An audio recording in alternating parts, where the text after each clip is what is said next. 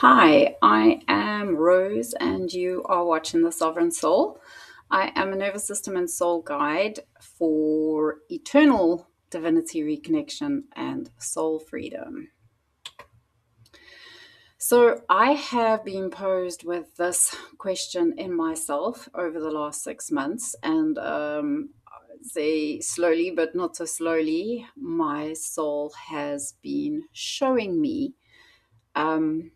What I've asked to know. So I just want to remember my soul. And when I say that, I want to know my eternal self beyond this life and beyond this body.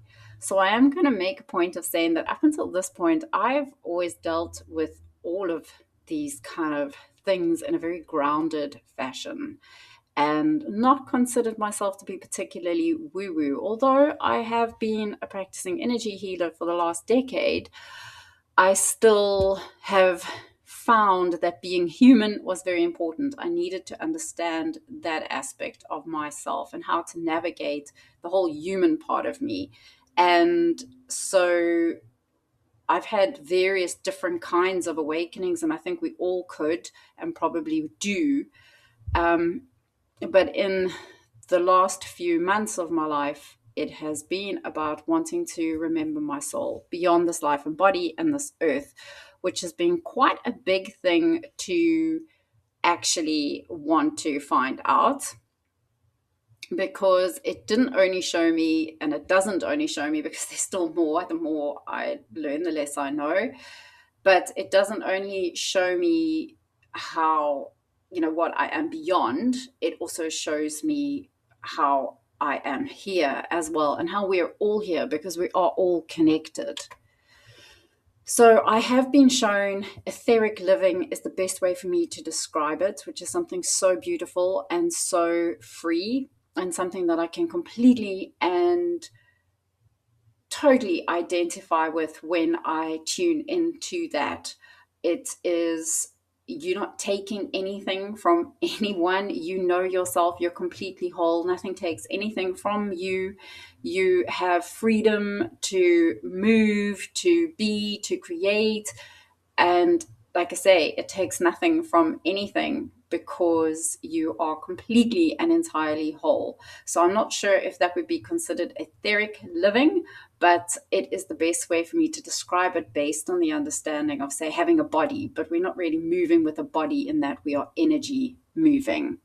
Definitely not just a body, and that energy is pure, I don't know, it's just beautiful, it's just bliss.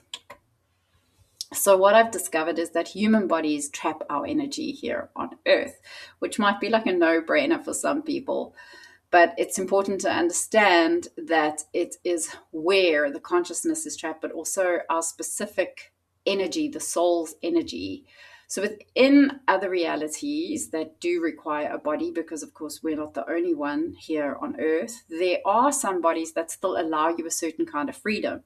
So when I say that, we're very trapped in a human body. We're not allowed to just like leave. I suppose you can say we kind of leave at night when we dream, but essentially we're not leaving. Some people have learned how to astral project. Some people have learned how to lucid dream, and therefore have more access to their energy beyond the body. But essentially, we are stuck here. And when most people are asleep and they aren't practicing these different things, I mean, you could also, do it in meditation. I do a lot of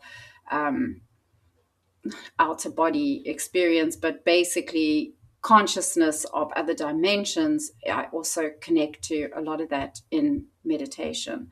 But essentially, the human body, you still wake up in the body. You can't just dissolve your atoms and particles and move on. You are very stuck here. We are very stuck here, the energy within our bodies. And like I say, you do get some realities where there is a certain kind of freedom.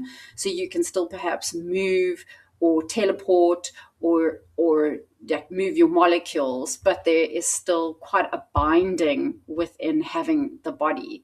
So there are higher consciousness places, if you can call it that, where they're not so dense like Earth. I would say that we have an incredibly low dimension of consciousness here.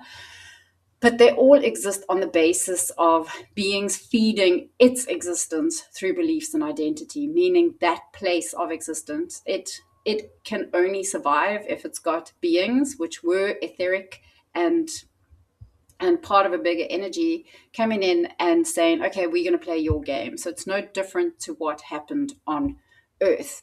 And so they might have higher consciousness and be, say, like more of love and all that.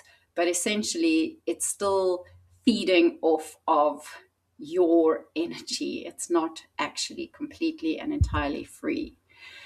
So I'm going to give you an example of what I've seen of low consciousness, which is maybe going to be a big one and possibly triggering for people, is that having children and breeding is actually an example of very low frequency. It's very low consciousness. If you just look at it from the perspective of the idea that an eternal being, which is what any baby being born is, needs to be born dependent on someone else and needing to be taught anything when it's actually eternal and actually understands everything, because it's only the domesticating to another's dream. Because when babies are born, they are dependent, they are small, they are taught. So the way of that world that they're born into is taught through them being a baby. But it's not necessary, is what I'm saying, because people can have all these ideas that, oh, well, how else are you going to be born, or how else are you going to have a body? And I say, well, we don't need a body at all, actually. And I think that the idea of saying, well, you need the survival of the species, I think that's also just a total load of hogwash and another way of trapping us to another belief and another identity. Essentially, we should be able to move between places and take any form we want to take, as well as being able to dissolve that form. We shouldn't be bound by this flesh and this matter. Our eternal consciousness, if a being wants to experience another being's life, they should be able to just come in and experience it. It shouldn't be on the terms that you have to be born a baby, or that you have to, depend on being incubated or whatever. It all just doesn't make actually any sense. Well, not to me anyway. But on Earth specifically, the nervous system is what's used to put the soul's eternal consciousness to sleep. Babies still have quite a lot of access to that and to their divinity, but it's shut down pretty fast, and all of this happens through the nervous system. So there's a reason why I call myself a nervous system and soul guide, and I think this should probably explain it. So just like I was shown that etheric being, and maybe I'll do another video at another time on that, I was also shown how Earth became what it is. And then also showed me where it's going. So how did we get to the situation we are in at the moment? So I'm trying to make this as brief as possible. So we all contributed to creating the Matrix. So if you're watching this, you probably know what the idea of the Matrix is, that there are a bunch of systems on Earth, as well as in the spiritual realm, non-physical, that bind us together here and create an illusion of a life that we are living. And basically, we have created this together because we fed whoever the creators or the ideas of the Matrix were. So whether it's the creator of animals and bodies and all those things, and we came from this etheric space and said, okay, well, we'll experience that with you. And basically, we are climbing into bodies that they have duplicated of themselves. So we are now needing them in order for us to experience something, number one. And number two, they are needing us in order to feed their system, their idea of whatever it is that they have landed up doing with this planet and our energy. So basically, we have created this together over a really long time. So we fed another's growing vision. That's all it has been. So it's been hundreds of millions of years of feeding something else's vision. And we haven't been feeding our own, but we've been identified with this vision as a reality. A body is not our natural state. It is, like I say, it's where energy gets trapped. So through the millions of years, the hundreds of millions of years, there have been different species of man. And in the beginning, there was still freedom. There was still an ability to come and go from the planet as and how you wanted. I'm not so sure that we were able to take form. I think death was like a thing that was still happening, but I think that was because there were still experiments. Breeding was different, but I don't need to get into that right now. So we began losing our freedom to leave this dimension of reality, this Earth dimension, with sub-Lemurian races, because each root race has had different sub races, basically. And that's when we started getting into the whole breeding and having babies the way we have babies, and also a lot more feeding and needing to eat. I don't believe we needed that right in the beginning with the first races or men that were being born. Then within the Atlantean subraces is basically where the current matrix began to really form in the way that it's formed. But remember, everything's been a slow boil. So there's been this consent and this idea and this identity from all the beings that were in this and living in the bodies, saying, yes, okay, we see that, that's the way. Okay, we'll come and experience what we've been told is like these individuated experiences of the whole. But I don't think that that's really what it's been at all. I think it's just been a vision that started with something wanting dominance to be like a god form, and it's just gone way out of control. But I'm really simplifying things here. So then the Aryans, which is now what the root race is that we're currently in, they grew on that Atlantean one, because the Atlanteans, I think there was a race that, began with war and real dominance over others. So before that, they were just, tribes happily living. They were still quite connected to the divine and their divinity and stuff like that, because there were different versions, remember, of man that would have come through. And I'll explain that a little bit more now. So in the last 10,000 years, the authority around the creation as it is today of the Matrix came to the current version, as well as the creation of man as we are and how we are functioning. There's still been tweaks within our DNA, most certainly, through the last 10,000 years. But basically, that's fed to this version of man as a human being. The next version of man is in the process of being birthed at the moment onto Earth, and very soon I think that it's either already slowly started, but it's that transition is on the way. And for that reason, we are in an extremely interesting timeline, because the human being as we know it will become extinct. There's a choice that souls will need to start making, and they're going to have to ask themselves, do they want to stay trapped in a matrix, or do they want to return their energy to themselves? So understanding that a soul is nothing but energy. And in fact, a soul, as it is individuated, is nothing but trapped energy, actually. And that's what we all are at our core, is energy, not trapped energy, although at the moment we are living as trapped energy. But ultimately, we are energy at our core. And then I want to ask the question of, where is your consciousness today? And I ask that from the perspective of, how well do you know yourself? Because I believe that if you want to look at consciousness from dimensions of higher dimensions of consciousness, I would say that a good way to translate that is how well we know ourselves. So we can know ourselves as a human being pretty well. We can start gaining more control over our emotions and our thoughts and the way we respond to ourselves and our inner world and our outer world.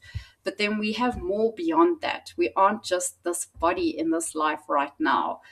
We are so much more than that. We just only remember this. I don't think that spiritual amnesia is a mistake.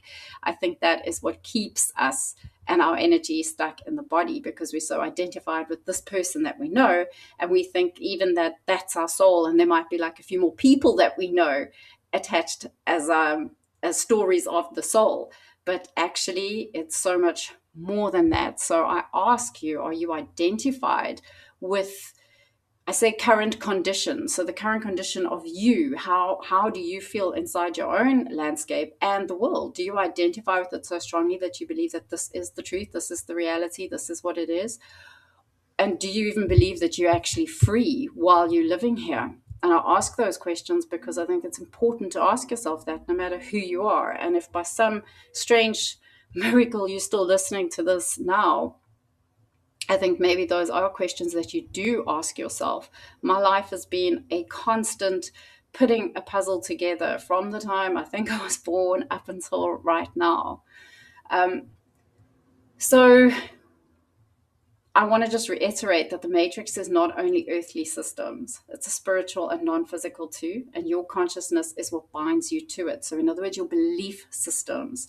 When you can unwind from belief systems and actually empty yourself to a degree, it's the best way to describe it, you can actually be filled with consciousness that is beyond your current ability to know, but it's something that you so deeply know. It's a remembering. Like sometimes you could watch a video, read a book, and it just spikes this knowing in you. And your consciousness, so either how able are you to be flexible in knowing that perhaps you know nothing. I always say the best way to change is the ability to be wrong. Be comfortable with being wrong and not knowing, because that allows us to grow and expands. And consciousness is nothing but a bunch of belief systems. Ultimately, low consciousness is nothing but a bunch of belief systems as that keeps going up the ranks until you're able to completely just free yourself completely from all identity. And so understanding that your consciousness binds you to the matrix, to this experience, to life, to identifying so strongly with emotions and people and relationships and things like that. And there's also a greater matrix, which is beyond Earth. That's not my term. I got that from someone called Isabella Green. She's awesome. She does amazing work on escaping the matrix. But there is a greater matrix, and this is beyond Earth and exists within other galaxies and on other planets, and it too has a shared part of the vision of Earth. So we're not free going to, other forms of existence. So whether people like the idea of communicating with Actuarians, or I don't know what else are there, there's so many, Pleiadians or whatever. Those are just the same of how Earth was created with the people here, just on a different wave of consciousness. But it also had to come from the same idea of something having a vision and then others needing to share that vision with it. Any form of that kind of creation is that. And there is this parasitic feeding that happens energetically, whether you're out there or here. So I know I am probably scratching at a lot of people's ideas, but this is just the way I see it. I believe in soul autonomy. I believe in self-empowerment. I don't believe beings need to be led. There's no need to have laws when people or beings know themselves, when they can return to that. They know right from wrong, and they don't need to be told how to live. And that's how you know when you're going onto these places and you're having to fit into their world, their ideas. And if we had to do the same thing, and believe it or not, we have the capacity to do so, we would be doing nothing different than them. We would only be trying to impose our vision onto others. And I don't think that we should ever be doing that. So, yeah, and how have they been a part of this vision? So remember, I've said like over hundreds of millions of years, we've had different forms of man, and the rulers, for lack of a better description, of these places, these planets, these other beings, which are exactly the same thing. It's something that divided itself and put its consciousness into that, and then divided itself, and then got others to come and be in the bodies with all their whatever. But basically, they have also been involved with the creation of the different versions of man. They've known what's going on. And we actually come from a lot of different genetic mixing. There's a lot of different species out there. And there's been a lot of, let's call it experimentation, for lack of a better description. So each version of man has been experimental, and consciousness has devolved through the different versions. We are not evolving in consciousness, we are going backwards. And the next version will be another devolution of consciousness and divinity, because there is another version that is coming. So understanding this, it's all just been a process to get here. And like I say, we have agreed upon it. That's why we're here. We have bought into it. We have believed in those systems, and we have reinforced our beliefs and identified so strongly that it just keeps strengthening it and keeps it going. So there are many different variations of human beings that are currently living. So based on understanding that the gene pool is pretty large, actually, because it's quite intergalactic as well. And also understanding then that we are these intergalactic beings. You can't take the divine spark out of us, which means we can recognize ourselves as actually everything when we allow ourselves to do that. So all of these different variations are also within us. So currently there are many different variations of human beings. We have different core frequencies, and we have different views, different consciousness, different abilities for change, for growing consciousness. And I suppose we still got beings under the radar who are able to come in and actually start helping others to remember their souls too. But currently, this is needing to be brought down to only a handful of versions until there is only going to be one. So the reason why things are as chaotic and crazy, and why everything is going to be brought down, because it's messy and it's complicated. The amount of maintenance that's been going on everywhere to try and maintain this, from all the different visions and ideas and hierarchies, it's insane. And basically, you've still got a lot of beings who have their own divine spark, who are trying to create this reality, but it's becoming just too fucking messy. So we're feeding to it unconsciously, and also it needs tidying up is basically the best way. And they have now worked out a way to get the energy that they want from us, which is what's been happening. Like I say, we were free with our energy, and now we are no longer free with our energy being here. So the transhuman, so they're going to mix the man and machine, because that way you will still have the energy of the soul, which is what they need, and you will have full control over them. Basically, control, you will never own them, but you will have full control, and you will have the full control of how that energy is exerted from the being, which is what they want ultimately.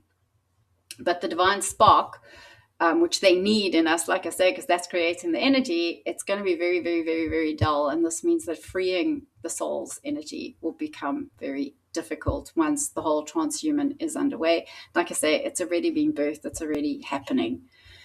And human beings are going to go extinct. It's just one of those things. Of course, we think that we've got to fight for our survival, and I don't believe we need to do anything of the sort. I think being in the body in the first place hasn't been good for any of us. So anyway, let me just try and get through this. I've still got quite a few more slides. So your energy basically is stuck here, and it feeds the matrix your energy, like I explained. And that's why they want to create transhumans, so that that energy will constantly be fed to it, and you'll have these dull, like dumbed down beings who still produce the energy, but they have no clue who they are, basically. So whether you are stuck in the physical or the non-physical, your energy is not yours to use, basically. It's been hijacked. So it can't be owned by anything else. Like nothing else can own your energy because it's yours. But it can be used, which is what's happening at the moment. That's why it's been hijacked. That's why consciousness has been put to sleep, basically. But the fact that it belongs to you, and it can never belong to anything else, and it can't be destroyed, they won't want to destroy it. They want to keep as many ideas of this energy within this realm, because that empowers them. It gives them a sense of fucking power, which I never really understood. It's, I guess, having power over something else, people like that, or beings like that. I don't know. I don't get it. But basically, that you can call your energy back. And then again, I want to reiterate that there are dimensions of existence where we can be completely free. You can be completely free. And the best word I can give for it is etheric living, but it is so much more than that. You can be as small or big as you want. You don't really take on any form. You can create. You could create an entire universe like this if you wanted to. But when a person is actually in a space where they still remember themselves and knowing their unity consciousness, they're never going to take from something else to build their vision, or for them to then have this addiction to power. Those are just low consciousness realities that these beings are living. So free will cannot be taken away. So you choose. And if you choose to reclaim your soul's freedom and then to free the energy of your soul, it must happen. That is an inevitable. If that is your intention, that has to be honored, because it's kind of like I don't know, an all absolute thing in all of everything. I don't know. We're still in existence, I guess. So let's call it in existence. And then to understand that you are the creator of all of existence, and all of existence lives within you, not you within it. And that's what you begin to understand when you can start looking at this picture and what you are from a much, much bigger perspective and level. So I say, free your divinity, free your consciousness, free your soul, free your energy, and choose freedom, so that you are not trapped trying to live something else's vision. You will never be able to be free, not only from the perspective of a human stuck in the energy of the matrix, but essentially you're not free to go and create worlds if you want to, and dissolve them, and experience yourself as things and then dissolve it, because you can have everything that Earth offers and the rest of the greater matrix, and so much more, just through the creating of yourself. You don't need to live at the expense of someone else or something else or something else's energy. It doesn't need to happen. This place is a parasitic dump hole, basically. And I'm sorry to say that, but that is exactly where it's going and what it is and what we all are. I am going to make another video, I think, explaining that maybe a little bit more. So understanding again that your energy feeds the matrix, and if you return your energy to yourself, the matrix ceases to exist. That's actually what happens. The only way to come back to yourself is through yourself. So right now we are living in a body, but we have a capacity to hold much higher consciousness than we currently are living. And remember that already exists within you. You've got a blueprint to eternity through you. That is just, you can't separate from it. It's impossible. But your nervous system is living in a human body, in your circumstances, in whatever you've experienced. And basically, that needs to be able to hold the expanded consciousness. We want to be able to remember your soul. You want you to remember your soul within your body. And in order to do that, it's the nervous system that has to hold that as a reality, and a very daft reality. And it can be quite an overwhelming experience. It I believe, needs to be done with a lot of awareness and understanding of yourself on all different levels. I think it's imperative. That's my 5 cents worth on that. I think we need to understand ourselves energetically, spiritually, mentally, emotionally, and physically, to really expand our consciousness. But I'm not saying that people can't access that at different times. People have had amazing experiences in psychedelics, but being able to integrate that into their reality again has always been quite difficult. But if you expand your nervous system and rewire it, it starts holding that consciousness. So that's the bridge, if I could call it that, to getting the soul back online. And understanding that when it all changes, every single relationship will change, because the way you relate to everything will change. When you start seeing yourself differently, you start seeing people differently. If you understand your own ego, your own pain body, you understand your own drama, basically, and you start choosing how you respond, and you start, letting your past be your past and just a story of something that you've lived. It doesn't have to define you anymore. You start changing this entire relationship to the world around you, but most importantly, you start changing your relationship to yourself and your soul. So it's important to understand that this needs deep healing and reconnection. For most people on earth, it does. I've not gotten to where I'm at the moment with ease. I have been through the mill in my life. I have been through insane experiences, but I have managed to integrate them to understand myself and understand human beings through my pain, through my asleepness, through all of it. When I started understanding, the other side, let's say, it was wonderful, because it really helped me not only to understand myself but to understand others as well, human condition, the way we function. And now it seems like my journey has taken me to a big woo-woo experience far beyond just the body.